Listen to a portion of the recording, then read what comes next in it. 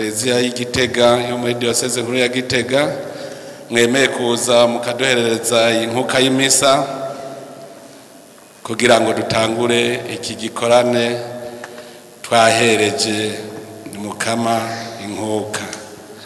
Nkengurukire namwebwe mwese mwaje muri iki gisabisho, cyane cyane shima yuko dutanguye umwaka neza.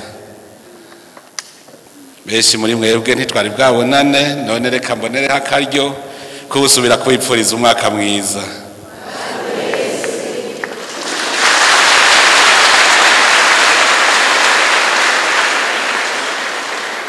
Turashimiye umugambwe uri ku butegetsi CNDD-FDD wowo watunganije isabisho kugira ngo dutangure umwaka twirimbuye dufise umutima umwe.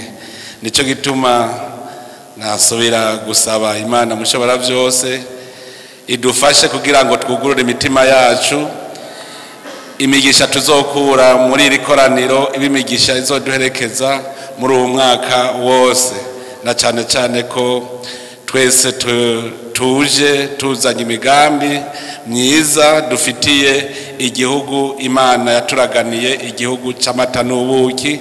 Tukaba twizeye yuko igisabisho kizotuma tugira isemo ya mbere nziza kandi ihimbaye.